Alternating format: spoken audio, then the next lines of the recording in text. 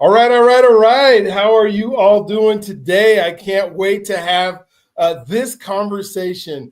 I am so excited today. I have Jimmy Dean on today, or not Jimmy Dean. That would be like sausage. You're Jimmy Dean, Trust not me, Jimmy. listen, no harm, no harm. I've gotten that before. It's okay. It's okay. Oh my gosh, and I don't even eat pork anymore. So that's so funny. Oh, I apologize because Oh the number man, one that's thing. hilarious. Oh, the number one thing that That's is a going good ice. for That's a good icebreaker, man. That's a good is icebreaker. I love it. I love yeah, it. it's like we're taught. Like I have a degree in communications, and one of the number one things that they always say is make sure the number one thing people want to hear is their name. And then I go and call you this other dude that I don't know when he was born and how he made all the stuff that he made, and so I think that's Oh just man. so fun. I am so excited today because it's not all the time that you get to talk to a fellow author or somebody who's done but when I look at, we've done a little over 220 Journey to Freedom episodes, and then I have one called Living Boldly with Purpose, which is another reason because your book talks about purpose, Love that. and so like the Living Boldly with Purpose is the overarching, and then I started the Journey to Freedom because I wanted to talk with Black men and to figure out, okay, what is it that is keeping us stuck or keeping us going, or what, just successful stories of Black men doing what it takes to win in this life. And so last year, I don't know, I was able to take 18 men down to Alabama for a civil rights tour to kind of start talking about, okay, here is our past, here's where we're going, and then now how do you fit into that? And then to have somebody else who then writes and talks about purpose and talks about this is just so exciting a show to have because I think there's so many things that we can at least talk about in the world. And if the audience, and the audience is everybody and anybody who's willing to listen, but if there is like young Black men who are saying, I don't know, I need to see somebody. Now, for me, I always say, well, it doesn't matter. To me, it doesn't matter. I didn't need to see anybody, but then what I found, like the reason I actually started Journey to Freedom, is because I went to this seminar and it was really good. It was about trust. And it was in Minnesota, and there's 500 people in the room, and there's like 30 folks of color in the room. And I'm wondering, like, why are we not getting this information? If there's folks that have an issue with trust, it is our folks. It is our community.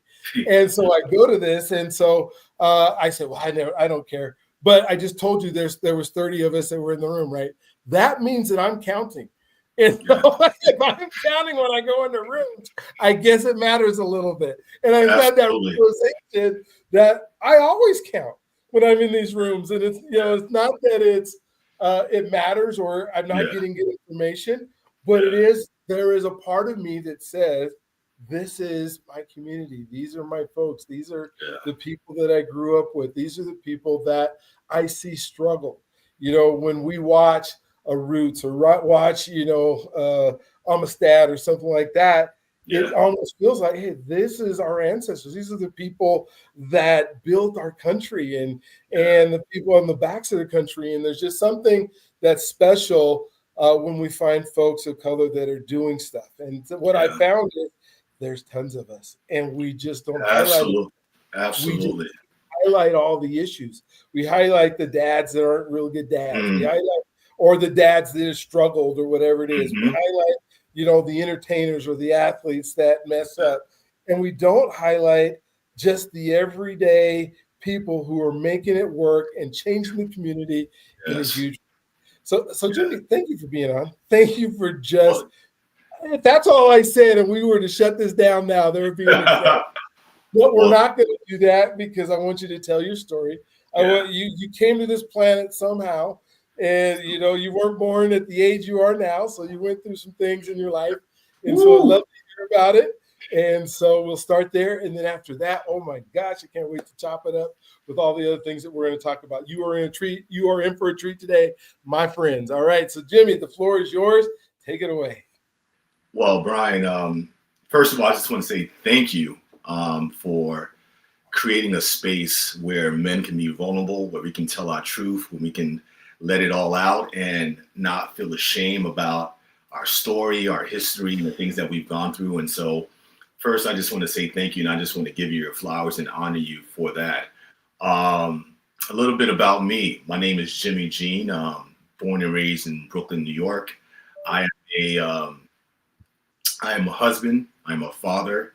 Was raised by a single mom in Brooklyn, and also too by some powerful and strong women in my life who helped me excel, who taught me the importance of resilience and service and giving back. And for me, my mission is to do the same for others. I think whenever your life, when you've been poured into so much, I think you feel a sense of responsibility to do that for others.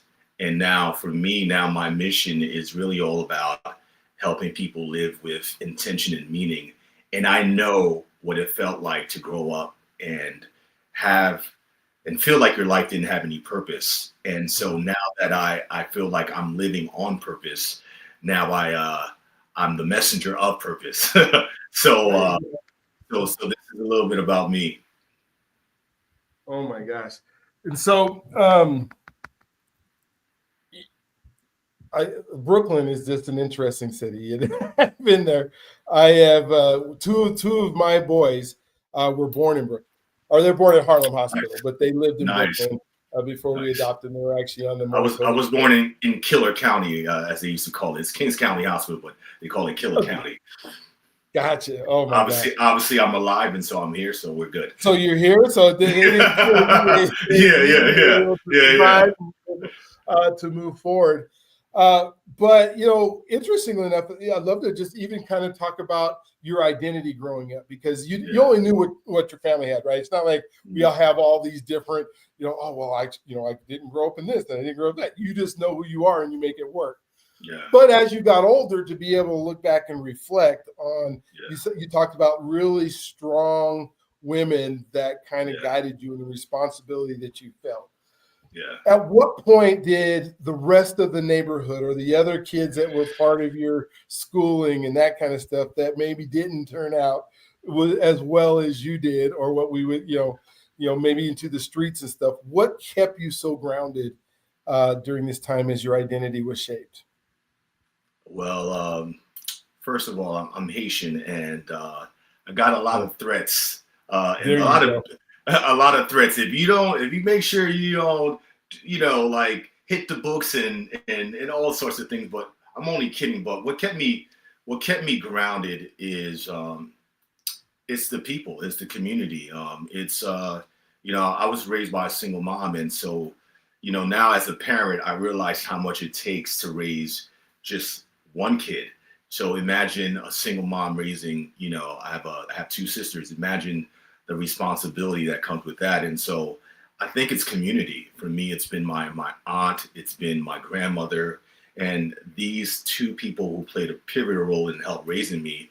And they kept me safe. My mom she would wake up 4 or 5 o'clock in the morning and drive a taxi to provide for us. And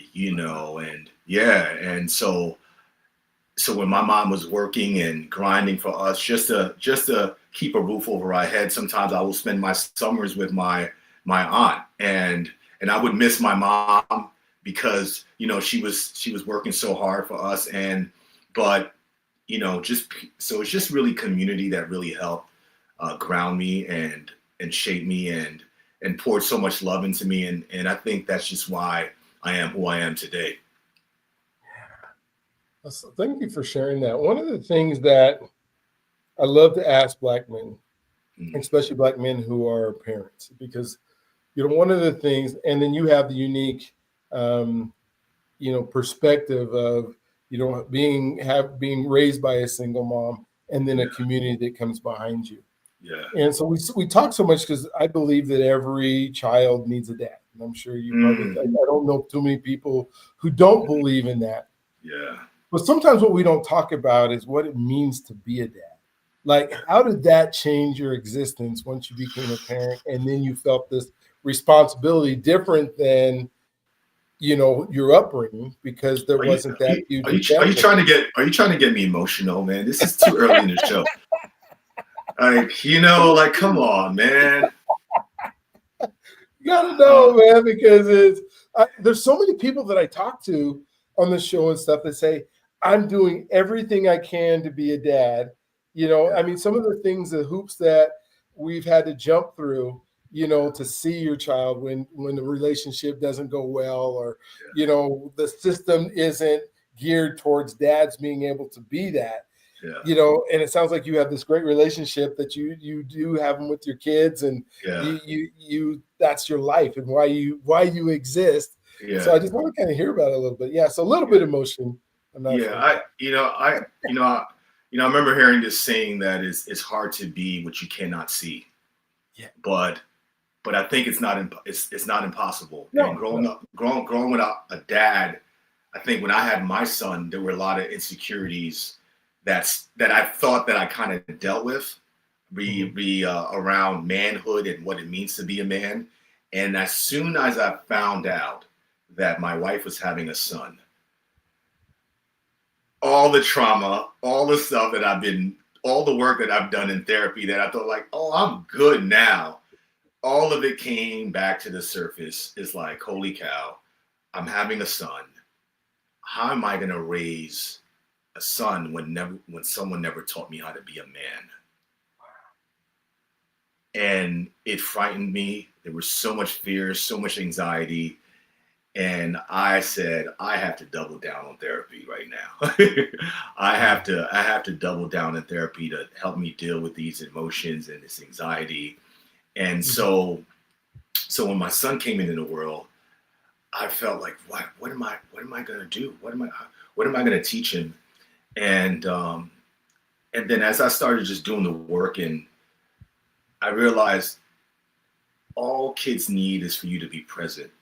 They want you to be present, right? They want you to love them.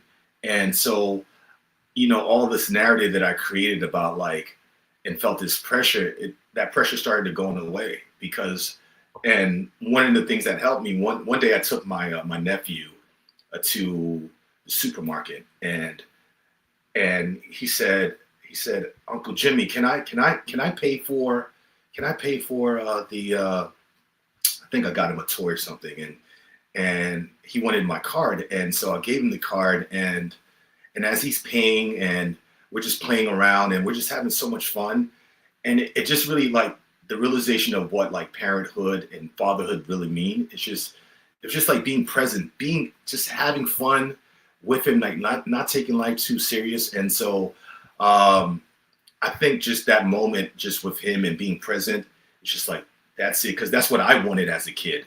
And so I get to change the narrative about what fatherhood. I get to redefine it. And so for me, what I define as fatherhood now is just being present with my son, loving him, being silly. And the great thing about being a father now and not having is I get to simultaneously heal my inner child. That the little Jimmy that needed a hug, the little Jimmy that needed his father to be there, the little Jimmy that needed someone to say, I'm proud of you. As I'm doing that with my son, playing with my son and being present with him, I feel like I'm getting everything that I didn't get as a child. And it's crazy. And, the other day that I just came back from Tampa, speaking about my book, and my wife, she had a cake waiting for me. And the next morning, my son, he was so excited, and he was just saying, happy birthday, Daddy. It wasn't my birthday. What he really was trying to say is congratulations. But, because he connected a birthday cake and balloons to birthday. Yeah, but, yeah. And just hearing him saying, Daddy, congratulations. I'm proud of you. And he's a 3-year-old. And I was like, that's it. That's all I need, man. That's all I need. Oh my gosh. It is so neat and so cool. I was just, as you were talking, and I'm listening, and I'm reflecting back, because my kids are grown now. And so I'm thinking the proudest days, or my happiest, joyous days were the days they were born. And then the days that they graduated from high school. We got to hear, we made it, through that process. And now, so I used to be a teacher, so I've kept my teaching credential, and I'll substitute, for my grandkids sometimes, and I won't let them know, and I'll just show up at the school, and just to be Wow. present as, Papa just showed. And of course, they don't call me, doctor. They call me Dr. B. When I'm Dr. there as a Pops, Dr. substitute. Pops. Yeah, they're like Papa, Papa. And now they're the hero of their school. And That's how much awesome. does that cost me? It's like sometimes we think all of this is necessary, the toys I Yeah, buy and the games that yeah, I have and yeah, all yeah, those things, but it's just, yeah. it's just like you said, it's being present. Being present. There's all that other stuff doesn't matter to them, Yeah, and we think it does, and we think that we have to sometimes buy some of that. But my identity has changed, over the years that, now that my oldest is 37.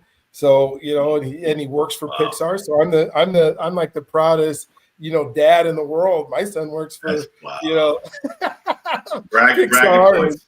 That's awesome. yeah, but because I'm a different person, because I spent that time understanding I need to be present. Now I didn't have to be like when they were playing Little League Baseball and there's 67 games in a season. I don't need to be at all 67 games because we got to eat, but at the same time, if I'm at some of them, most of them, you Yeah, know, that's all they care about. They want to know yeah, that they can say this is my dad. So thank yeah, you so much for just sharing that.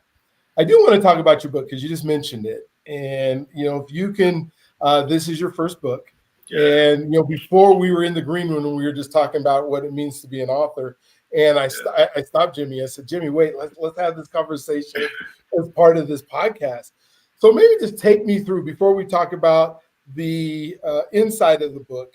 Let's yeah. talk about the process Mm, because in order to write a book, you have to start feeling like you have something to say that yeah, somebody else would want to read or yeah. somebody else could benefit from. Because nobody just wants to write a book just that it doesn't help anybody. I guess there Mm, might be somebody, but I don't think you would sell too many copies if you don't think that it's going to absolutely. help somebody. Yeah. And so maybe kind of just walk through your thought process when you decided I'm going to write a book. Well, I had a lot of ideas for books. All right. Like I started books, stopped. Uh, but I knew this was the one.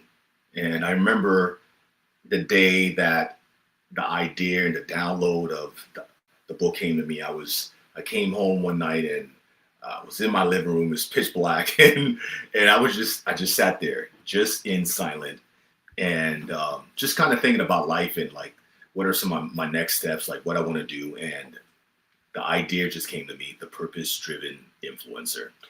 And I was like, oh wow, like this is it. This is the idea. This is the idea that I've been waiting for a long time. And I just remember praying and just like asking God, like I have a book in me and I have an idea, but I just don't want to write a book for the sake of writing a book. I want to write a book, number one, that's going to help me, and number two, that's going to help others. Um, there's a beautiful quote that says, if there's a book that you want to read, but it hasn't been written yet, then you must be the one to write it. And I created what I wish existed in the world for me. For a very long time, I looked for a like a guide for influencers, but Mhm. like influencers like myself, who is a purpose-driven influencer, and it didn't exist. And so I created what I needed, and that's how the idea came about. Cool. So as you're thinking and you're saying, okay, I want to write this, and you say God kind of gave you, the steps. What do you think prepared you most, in your life's journey to be able to write this? I'm getting deep, aren't I? Man, man, man. I mean, where do I begin? Yeah. I think hardships often create ordinary people for extraordinary destinies, and Mm, and nice. I think for me, it's been a culmination of all the things that I've gone through. It's the hardship. It's the rock bottom. It's being raised by a single mom. It's fatherlessness. It's not having strong male models growing up. It's the lack of belief in myself at a certain points in my life. It's not having a healthy self-esteem, not feeling worthy, and I think when you mix all of those adversities, right? It's that saying that your mess becomes your message. And so I always believe there's no test, no testimony, and no mess, no message. And so when you mix everything, all of those things into the pot, I think this is what you get. This is what you get. Oh man, it's so good. I asked you this before the show, but this is where I stopped you, and I said, we were thinking about, how many books you might have in you, and it was a question that was asked of me. I made me a first or second interview, and it has stuck with me over the years. But what, how many do you think, now that you've written one and you know the process and what it takes, how many more do you think you have in you? First, I was telling you about the process of. Yeah, I was going to get to that. I want you to tell me the process. Maybe you start with that first. Yeah. I think any creative process takes you through a roller coaster of emotions. And I think I was telling you this about, you go from, I can do this, to I'm confident, to this is terrible, to I'm terrible, I suck. And then you go back to like, yeah, I can do it. And so it's a roller coaster of emotions. But you learn so much about you through that process, and I think it's not really the accomplishment of the book that I'm proud of. I think it's who I got to become in the process and what I've learned about myself. And would I do it again? Yeah, I think I would do it again. I think this is probably not the last one. I don't want to put a cap on it. But like I said, I want to make sure that the message is the right message, and I'm not just doing things just to, I'm not writing another book just to write another book, but there has to be some sort of message behind it. Yeah. Oh my gosh, I just it's so cool. When I was asked that question, I wasn't as bright as Jimmy and saying, "Yeah, I think I have more in me." My response was, this is good enough. This process took me through the emotional ringer, and I don't know if I have it in me.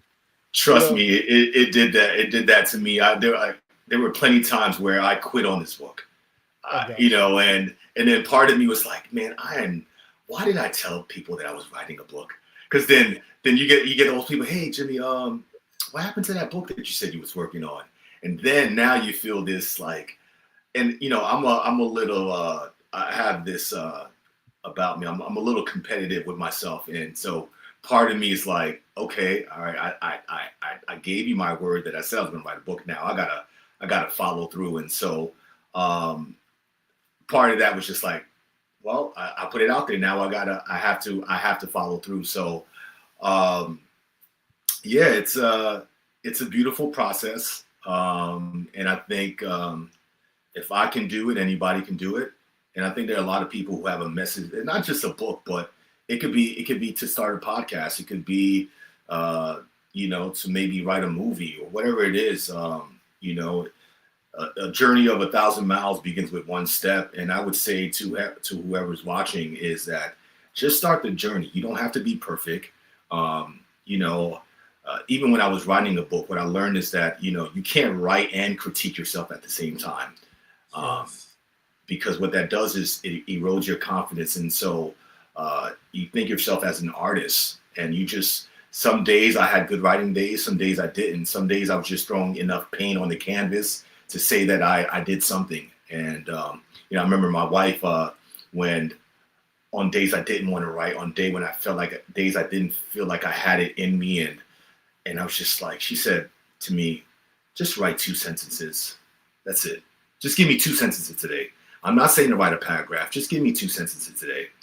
And as you know, you start writing, You know, it's like doing push-ups. If someone dares you to do 5 push-ups, you're not going to do 5 push-ups. You're probably going to end up doing 10, 20 push-ups, right? Because once you start, you just keep going.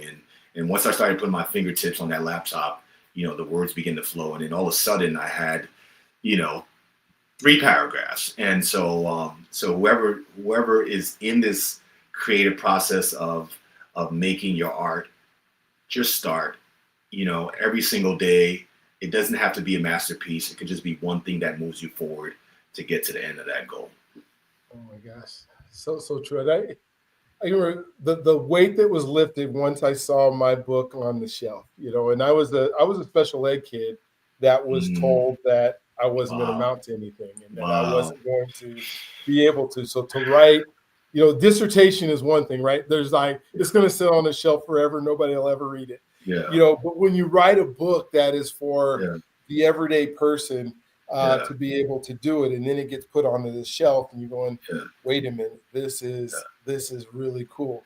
That weight was lifted off. And so now my writing process involved, because the technology caught up with my brain, right? So now instead of me trying, you know, the person who got a D- in typing, and that was a gift, you know, back in the day to get the D-, I can now speak to my computer and I can talk. And I wrote my entire book talking to the computer, not having to do a keyboard, not able to do any of that. And so since my first one came out, I just finished book 4 a week ago. Congratulations, man. Wow. AI. Congrats. And then I have one coming out at the end of this month. And it's like, this. When I said I don't have another book in me, I didn't think I did. And now 3 books after that, they're just coming out and flowing. But it's because of ChatGPT and technology and stuff like that that can do what everybody else told me I wasn't capable of. And so for those of you, go ahead. Yeah. No, I was going to say I identify with you when you're talking about being a special ed kid and the struggles of school, and now look who you have become, right? And like I struggled in school as well too.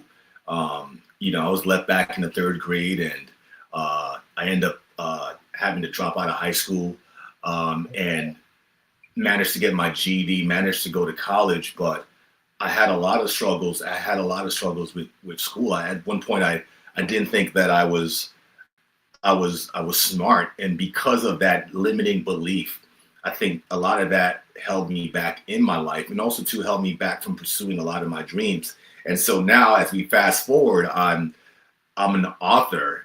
It's so gratifying and so fulfilling, but it's just a reminder to myself that, you know, regardless of what happened in your past and your background may have played a role in who you are, but it doesn't have a say on who you can become.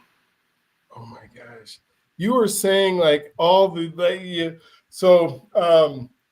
the reason I started doing podcasts and making sure, and now that I coach and teach people how to do podcasts, is for that exact reason, is because all the things that it gives you, you know, I don't know if you've ever heard this because you're on a podcast with me, but 8 out of 10 people who start a podcast never get to 10 episodes. Wow. And you go, wait a minute, there's all these things that podcasts can do. Whether you know, everybody wants 100,000 listeners, or, you know, the whole world watching and wants to be famous, but there's so many ancillary things that it can do.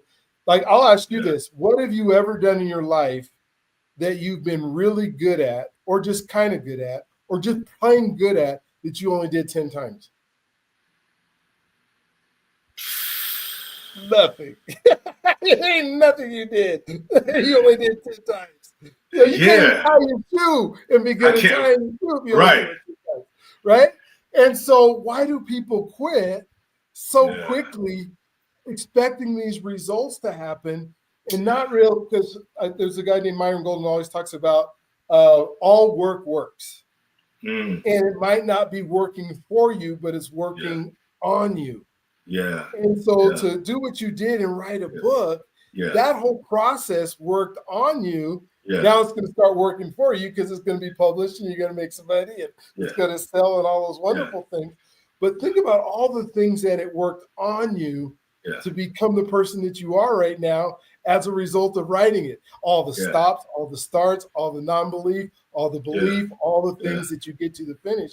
Well, imagine that for all these folks that we're talking to today in their lives that are believing they're not enough or believing that they can't. You know, could you be, if you only had 10 days with your kid, would you be a good dad? Absolutely not. It's the No, absolutely not. Yeah, and this is what I talk about also in the book, is that the process of becoming a purpose-driven influencer. Yes. We live in a microwave society where the day that you open up an account, an Instagram account or social media account, and you give yourself the title influencer, it immediately means that you're supposed to have 1 million followers and 1 million subscribers, right? But influence is something that is it's earned over time. It's something that you build, and we can't fast track our destiny. You can buy fake followers, right? Of course, yeah. Right. But guess what? Fake followers equals fake influence. Yep. Yes. Right. And so you cannot fast track this process of influence and leadership and it's a day-to-day thing. And this is what I speak about that in the book. It's a process. The man on the mountain didn't land on the mountain, right? He had to climb. And I think it's the same way with influence, right? If we're going to become who we were created to be, if our influence is going to get to where it's going to be, then we're going to have to make peace with the fact that we're going to have to climb that mountain. Can you help me to define, because it's the purpose-driven influencer. Yeah. And sometimes I think we struggle what it means to be an influencer. When I think of our younger generation and they say, well, I want to be an influencer. What does that mean? And how do we define that in a way that it could be something that we strive for? Man, I think when people say they want to be an influencer, I don't even think they understand what that actually means.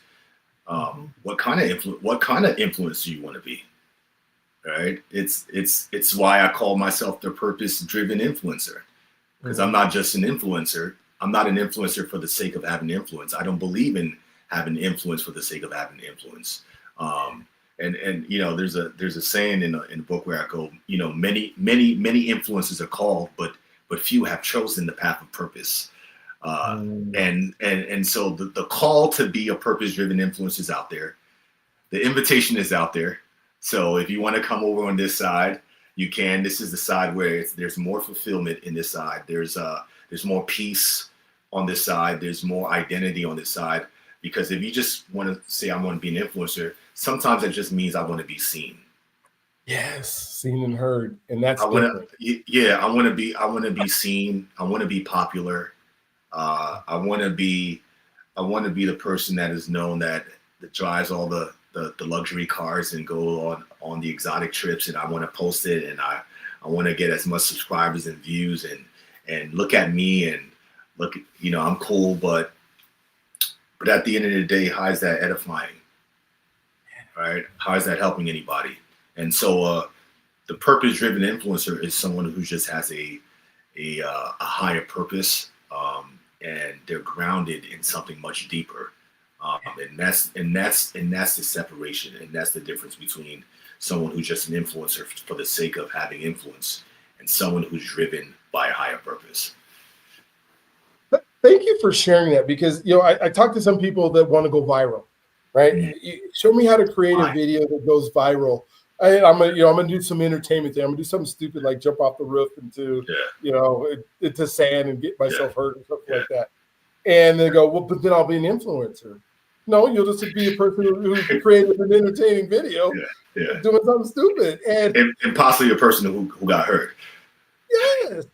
Oh my gosh. And so like John Maxwell wrote in one of his books, he said, when we talked about leadership, he said, if you're a leader and there's no one following you, you're only taking a walk. And so I love that thought process, because I think people believe that being an influencer means that you're persuading somebody persuading somebody to do something or coaxing somebody into doing something that they might not normally do. And so you now influence them to do something.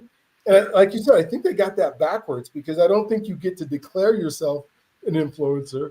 I think you go out and serve and help people, and then they are influenced by what you're doing.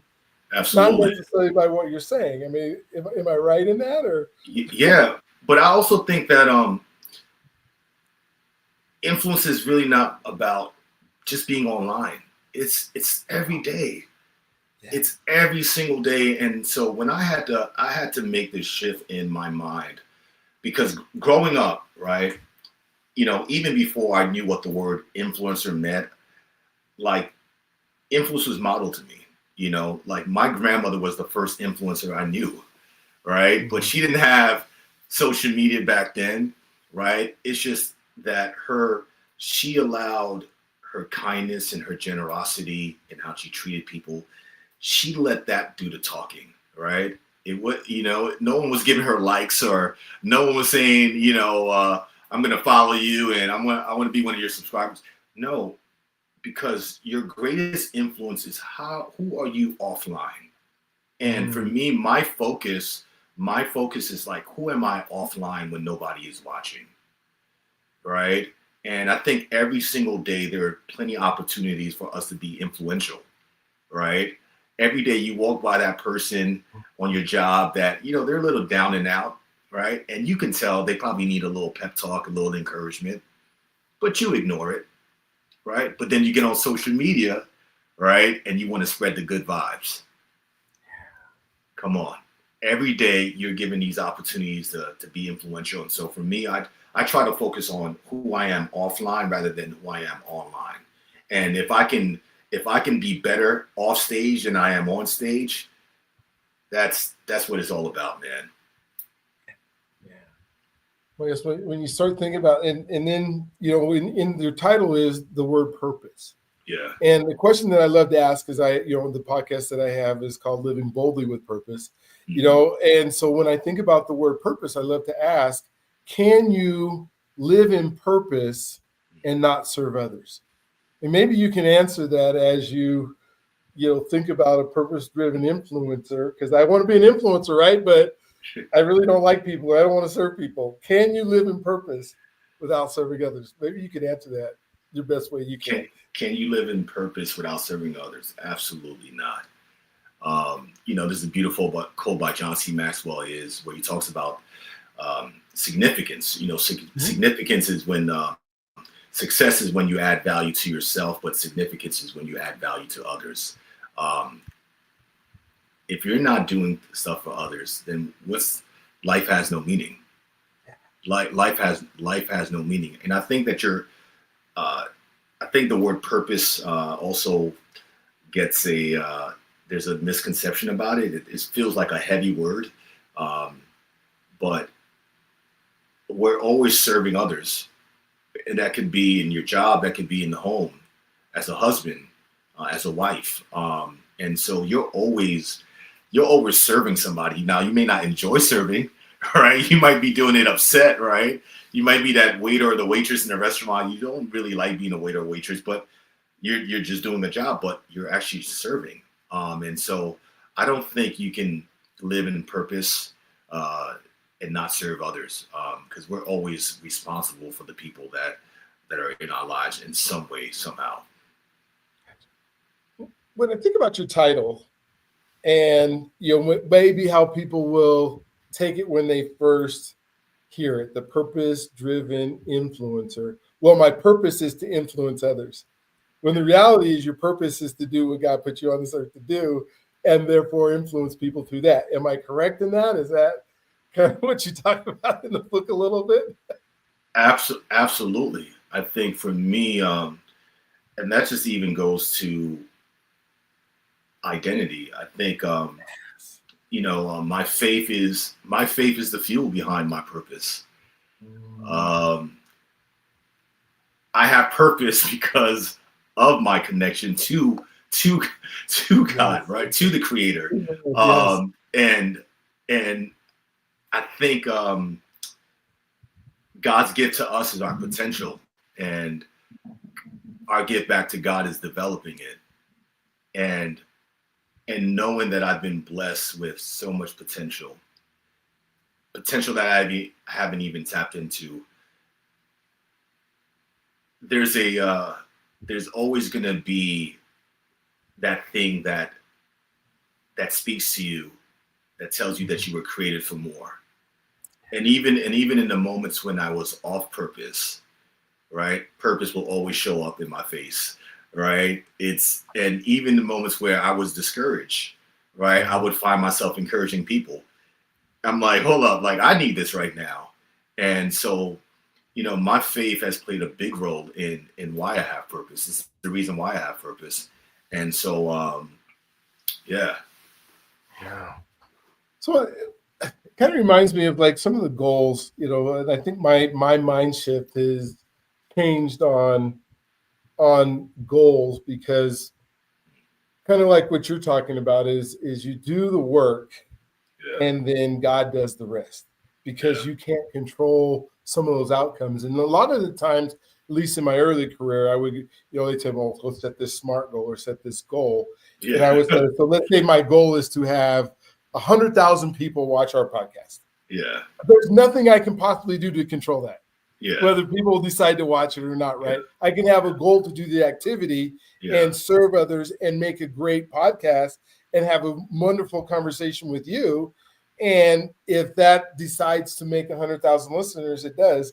If it doesn't, that's not what I control. So my goal shouldn't be all these outcomes that I can't control, because then I'm really not living in my purpose. I mean, am I hitting that? No, the goal shouldn't be the outcome. The goal should be your intention. Oh, nice. Okay. Right? Like, what is my intention? My intention is to serve and to be impactful. Now, out of that, if you get 100,000 people, right? That's such a blessing. That's amazing. But the intention should always be, how can I serve? How can I help others? How can I be impactful? And out of that, if the 100,000 comes, then, that's great. But Jimmy, you say that's easy, but how do I really truly live in intention? How do I do that? How do I wake up every morning living in intention and not in serving myself or trying to reach my own goals? Or what do you have to? It's an everyday process. It's not a one-time thing. I'm constantly recalibrating my focus. I'm constantly like, even with the book, like I wanted to do so good. Like I really do. I wanted to do good, right? But I have to ground myself in the intention of, this is about being impactful. It's about making a difference. And every day, and this is why I tell people, make sure that your biggest influence is offline, because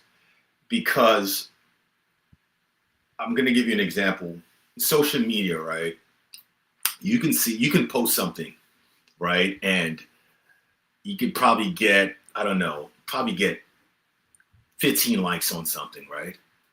But then you get 300 people that viewed it. So 300 people viewed it, but you only got 15 likes, right? Why didn't all those 300 people, why they didn't like it? So, more people are watching than they're liking.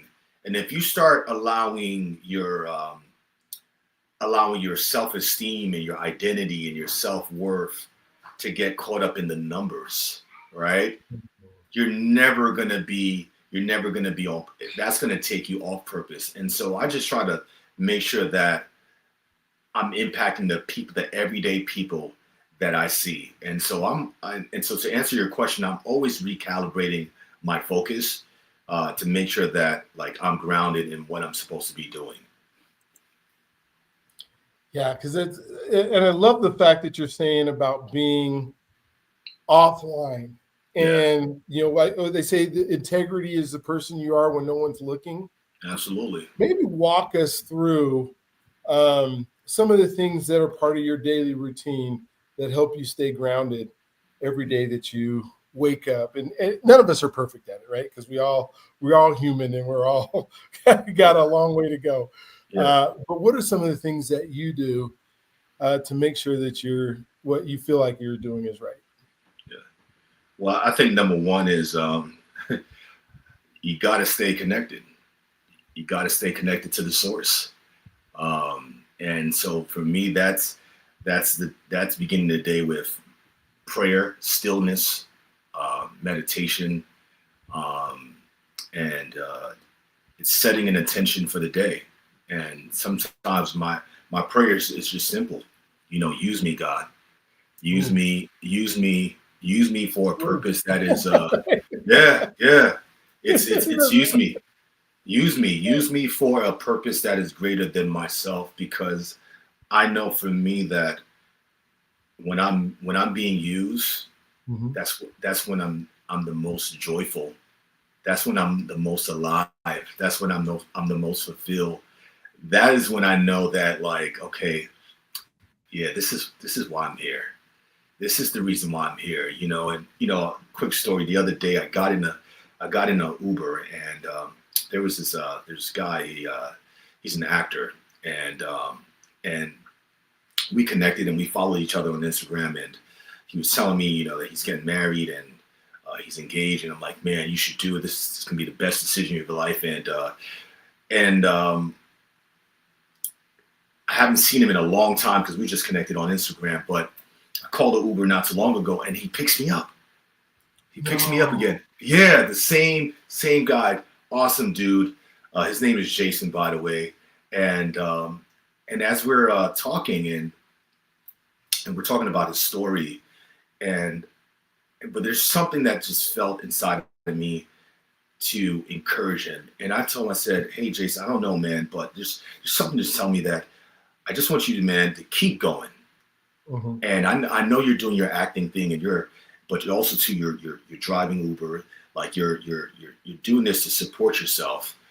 And I just want you to know that just because you're doing what you have to do so you can do what you want to do does not make you not legit with the craft of being an actor and your real purpose.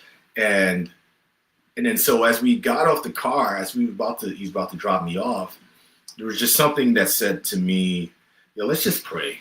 And so, hey man, so I just prayed with him, and it was just such a powerful moment. We're both crying in the car, and then he looked at me, turned around, and he said, you have no idea how much I needed that.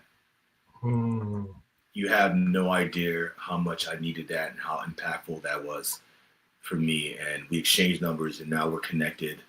But and as I got out the car, I was like, that's what being a purpose-driven influence is all about. That's it. I said, that is purpose. And no one saw that, right? There's no likes, there's no comments, there's no fanfare, right? There's no, that is purpose. And that felt so good to be used, and to be a vessel, to be used like that, and to just meet someone where they are, and to be able to be a vessel and to give them what they needed. And so that's it. That's it right there. And that was my prayer, before I left the house. The prayer and the intention was like, use me today. Like use me. Right. And so then get in the Uber, and then you have this experience. You're like, that's it. That's it. And I love that, because, you don't have to be an author. You don't have to be a podcaster. You don't have to be an influencer. You don't. To just say, use me. Yeah, you don't. Right. You don't, and then be used. Right. I mean, yeah, for sure. It could be in your marriage. It could be single. It could be literally anything. And that's the message that I'm trying to get across, is that you don't need a big platform to have a big purpose. All you need is a big heart. That's it. That's all that's required. I want to jump back a little bit, and this will probably be, I'm going to give you an opportunity to kind of talk about what we didn't talk about. But I'll jump back into your story, and you talked about when I think about health and I think about what does it take to be healthy, because one of the things it's hard to, I'm not saying you can't be used by God, Mm, but if yeah, you're not doing well and you're struggling to get up, you're struggling to do stuff, it yeah, seems to be a little bit harder. And you yeah, talked about, as Black men, we very rarely will go to the doctor, even for high blood pressure, let yeah, alone from something called therapy. Like I yeah. don't need it. I go to the barbershop for therapy. How did you talk about what that has done to help you to be able to be used? Well, you can't do well if you don't feel well, There we right? go. There we go. So I think just health is very important. It's vital to your purpose.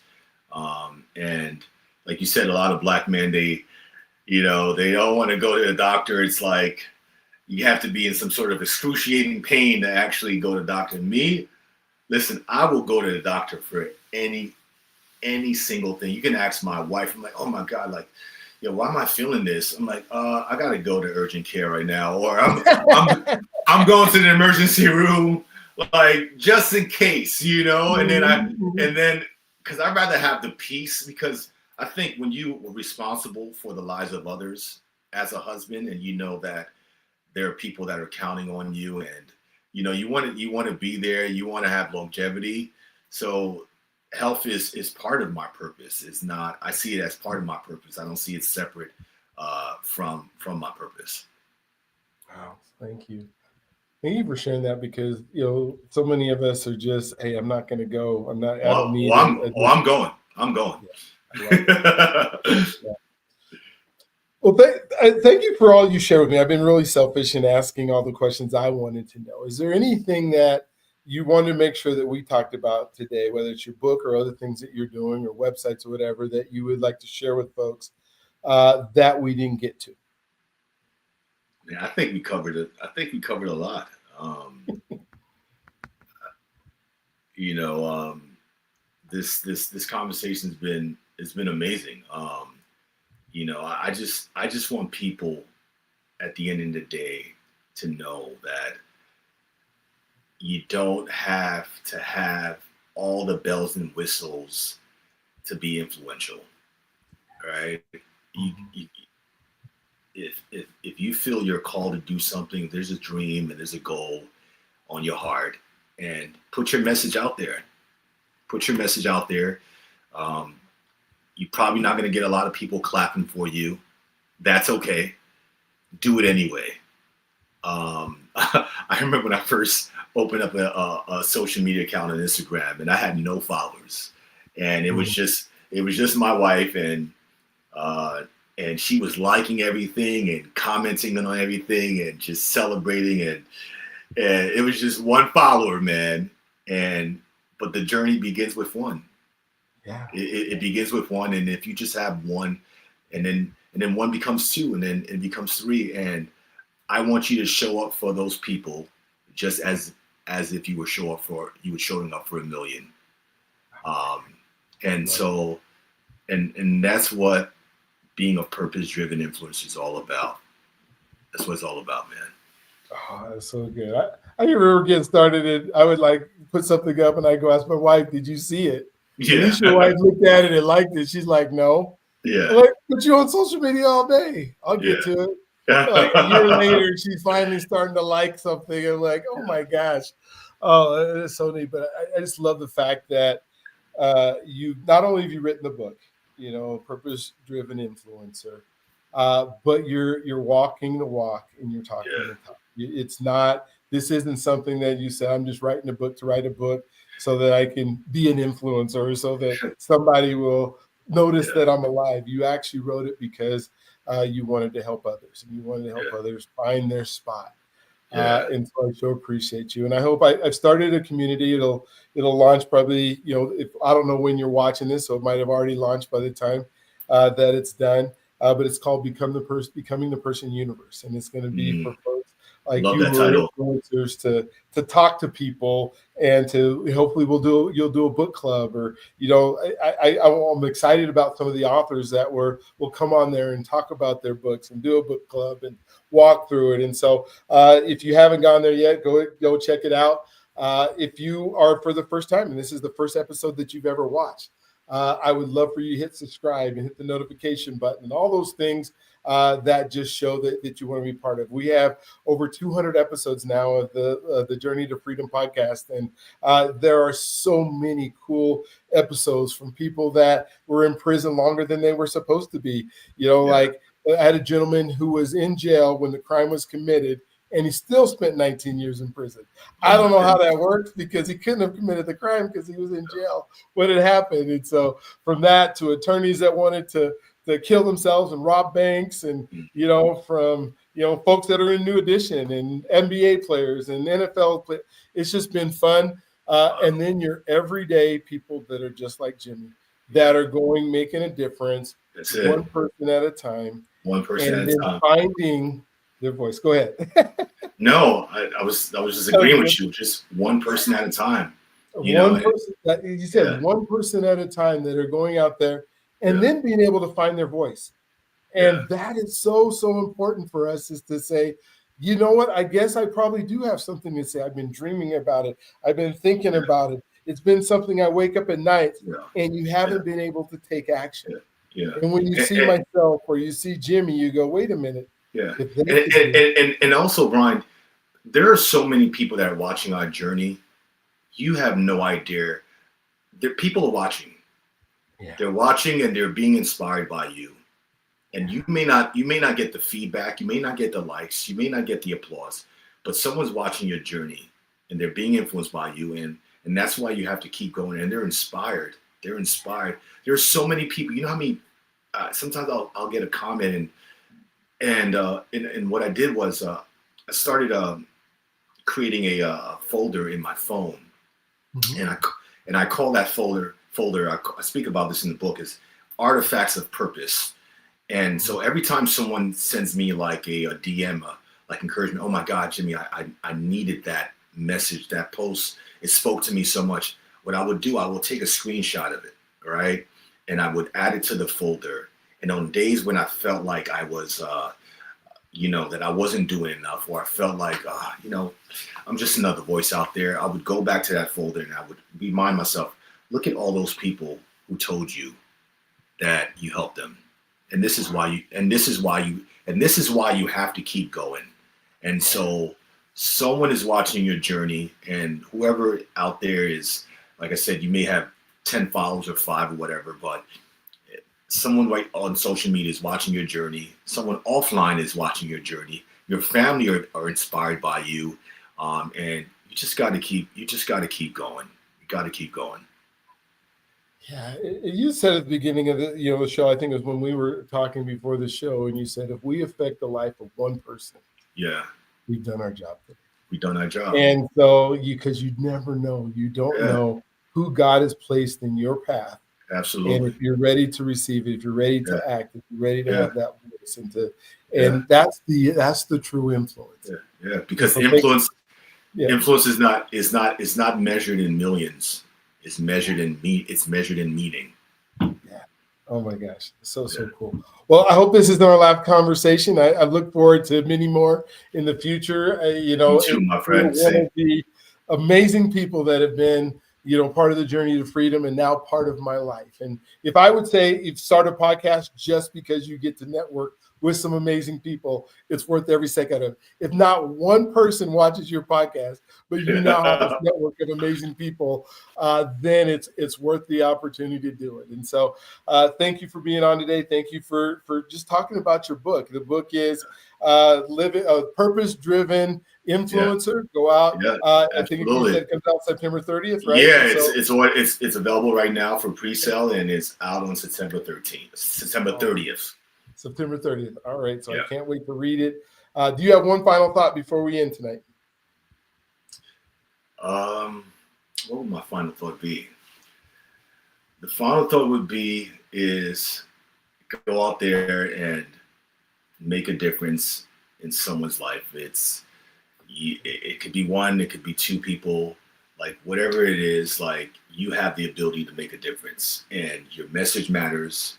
You're worthy of your dream. You're worthy of your goals. Go out there and make it happen, because if you don't do it, you're robbing the world of the opportunity to experience your greatness. I love that. Robbing the world of the experience of your greatness. I love it. All right, you guys have a wonderful day. Don't forget your God's greatest gift. He loves you if you allow him to. And we'll look forward to talking to you on the next one. Talk to you soon.